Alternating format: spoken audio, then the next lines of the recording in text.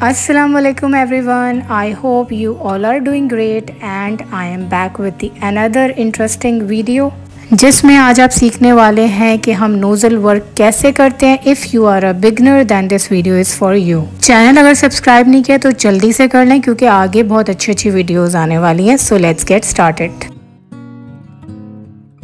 ये हमारी whipping cream, ठीक है। ये स्टिफ इसके पीक होने चाहिए। ये आप देख रहे हैं, ये आप देख रहे हैं पीक्स। स्टिफ पीक्स का मतलब होता है कि जैसे पहाड़ का पीक होता है ना, बिल्कुल चोटी एकदम खड़ी। ये देखें एकदम खड़ी चोटी बनी है। हमारी क्रीम जो है वो इतनी विप होनी चाहिए, लूज नहीं हो, वरना आपकी नोजल वर्क अच्छे से नहीं हो पाएगा। तो इसीलिए हमें अपनी क्रीम को अच्छे से विप करना होता है स्टिफ पीक तक। साथ में मैंने ये प्लेट्स ले ली है क्योंकि मैं इस पे आपको करके दिखाऊंगी। और ये मैंने ले लिया है पाइपिन बैग, इसे हम कहते हैं पाइपिन बैग। और ये मैंने बैग लिया है मीडियम साइज का। इससे भी एक बड़ा साइज आता है और इससे छोटा साइज भी आता है, ठीक है। तो ये मीडियम है, साइज डजंट मैटर, वो तो डिपेंड करता है कि आपने कितनी क्रीम कितने बैग में डालनी है, ठीक है। ये हो गया। अब बारी आ जाती है जी हमारी सारी नोजल्स की। और ये रही हमारी नोजल। इसके अंदर डिफरेंट है। आज मैं आपको कौन सी नोजल से सिखाऊंगी डिज़ाइन, वो मैं आपको बताती हूँ। हम रशियन नोजल पे काम नहीं कर रहे, आज हम बेसिक नोजल पे काम करें। तो सबसे पहले जो बहुत ज़्यादा यूज़ होने वाली नोजल है वो है 1M। बहुत कॉमन और रेगुलर बेसिस पे यूज़ होने वाली नोजल 1M। नंबर 2 पे जो बेसिक नोजल आती है वो आती है 2D, और इससे भी बहुत ज़्यादा काम हम करते हैं। स्पेशली जो विंटेज केक होते हैं उसमें 1M और 2D का बहुत ज़्यादा यूज़ होता है। 2D इन दोनों से रोजेस बहुत अच्छे बन जाते हैं। और 6B का एक छोटा वर्जन भी आता है, ये बड़ा वाला है, और इससे बहुत अच्छे डिज़ाइंस बनते हैं। ये भी हम विंटेज में यूज़ करते हैं। ये तीनों नोजल्स हम विंटेज में यूज़ करते हैं, पर जो 2D है ना वो ज़्यादातर कपकेक्स वगैरह में यूज़ होती है क्योंकि इससे रोजेट बहुत अच्छे बनते हैं, ठीक है। सो आज हम इन 3 नोजल्स पे काम करेंगे, ठीक है। क्लोजअप करके मैं आपको फिर से ये नोजल दिखा रही हूँ, देख लें तीनों का शेप डिफरेंट है। This one is 1M, this one is 2D and this one is 6B। 1M, 2D, 6B। सबसे पहले हम 1M से काम करते हैं। हमें लेना है कोई भी पाइपिंग बैग। इनको हम पीछे कर देंगे ताकि मैं आपको बता दूं कि आपने इसको पाइपिंग बैग में फिट कैसे करना है। ऐसे आपने पाइपिंग बैग में इसको डालना है और पहले आप होल कर लेंगे, या आप बाद में भी होल कर सकते हैं, इट्स अप टू यू, ठीक है। ये मेरे यूज़ हुए हुए पाइपिंग बैग हैं। अब ये वाला जो है ये इसके साइज़ का नहीं है तो मैं इसको निकाल दूंगी क्योंकि पाइपिंग करते वक्त ये बैग से निकल जाएगा, तो इस वजह से, ठीक है। तो मैं इसके साइज़ का ले रही हूँ और दूसरे पाइपिंग बैग में डाल रही हूँ ऐसे। और ये देखें, आपने जब पाइपिंग बैग में डालना है तो इसको ऐसे टाइट करना है। इतना आप गैप रखेंगे ताकि आपका पाइपिंग वर्क भी अच्छे से हो, ये बीच में ना आए पाइपिंग बैग, और इतना इसके अंदर फिक्स हो कि पाइपिंग पे जोर लगाते हुए, इसको जोर लगाते हुए ये निकले ना, ठीक है। इन सब चीज़ों का आपने ध्यान रखना है। अब आपने ऐसे करना है, ठीक है, और ऐसे लेना है। आप चाहें तो इसे कप में रख के भी कर सकते हैं, इट्स अप टू यू, क्योंकि मैं तो बहुत रेगुलर बेसिस पे काम करती हूँ तो इसीलिए मेरे लिए आसान है, ठीक है। अब ऐसे आपने ऐसे करना है, इसके अंदर हम डाल लेंगे ऐसे। इसको हम ऐसे क्लोज कर देंगे और ये देखिए यहाँ तक आ गई। मैंने इसे जूम कर दिया है। और अब हम सबसे पहला डिज़ाइन बनाएंगे 1M नोज़ल से, ये देख लें, ठीक है। अब हमने क्या करना है, ये देखें, ये मैं आपको बॉर्डर बता रही हूँ। ऐसे लेंगे ऐसे लेंगे। डिज़ाइन नंबर 1,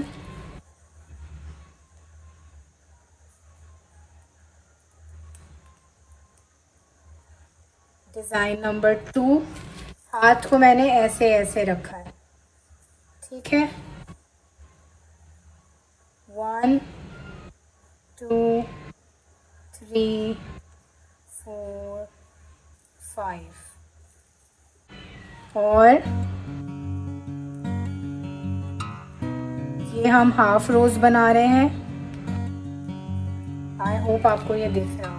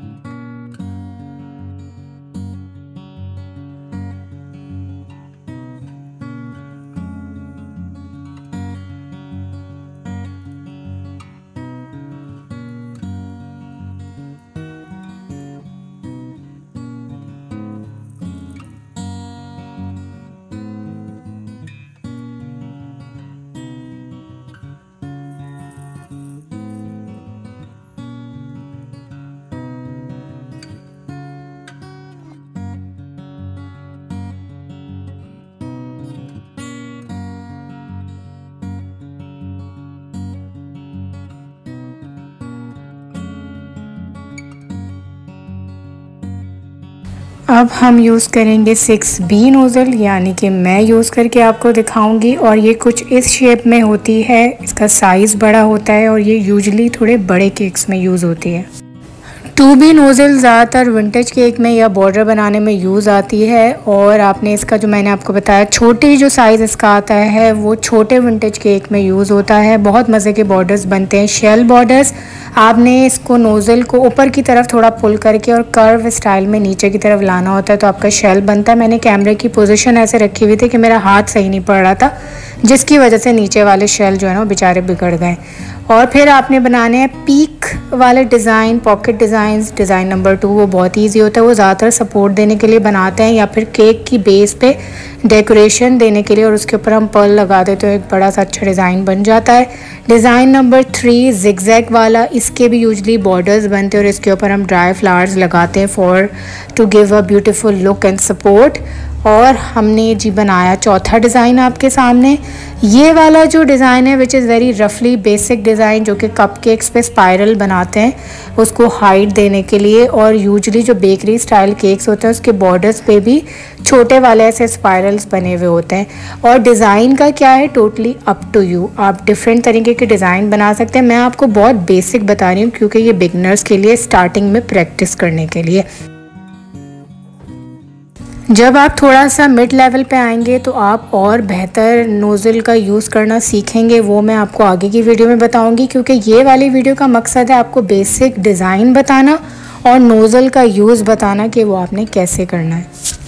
अब मैं आपको एक अटैम्प्ट करके दिखाऊंगी जिससे आपको पता चलेगा डिफरेंस जब हमारी क्रीम लूज़ हो जाती है तो नोज़ल वर्क किस तरीके से होता है। अब ये जो मैंने आपको करके दिखाया है ना, यहाँ पे क्रीम लूज़ होना स्टार्ट हो गई थी क्योंकि बाहर गर्मी है और इसका जो टेम्परेचर है वो लो होना शुरू हो गया था, तो जिसकी वजह से नोज़ल ने अपना काम करना छोड़ दिया था। आई मीन कि वो जब क्रीम बाहर आ रही थी तो वो लूज़ पोजीशन में आ रही थी जिससे नोज़ल का शेप ठीक से नहीं बन पा रहा था।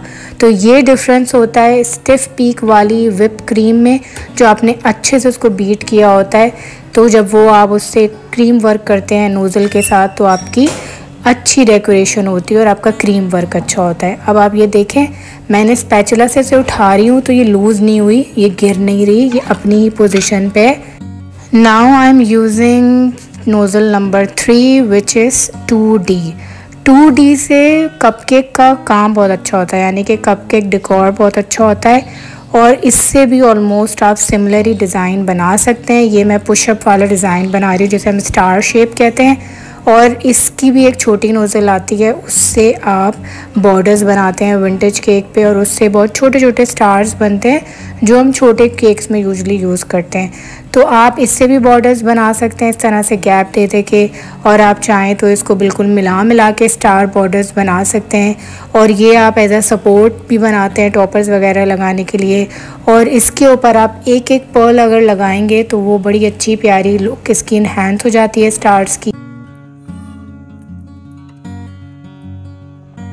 ट्विन स्टार्स बड़े अच्छे लगते हैं, ट्रिपल स्टार्स एक साथ हम जब डेकोर करते हैं तो बड़े अच्छे लगते हैं। आपने 3-3 के सेट्स बनाए स्टार के, और उस पर पर्ल्स लगा के इस तरह से केक की बेस पे आप लगा सकते हैं। फिर इस तरह से आप इसके बॉर्डर बना सकते हैं। आपने नोज़ल को नीचे रखा, जैसे मैंने पहले ही आपको नोज़ल में बताया था कि आप इसको नीचे रखेंगे, ऊपर की तरफ थोड़ा सा ऐसे पुश करेंगे और नीचे की तरफ लेकर आएंगे। इस तरह से आपकी एक अच्छी सी बाउंड्री और बॉर्डर बन जाएगा।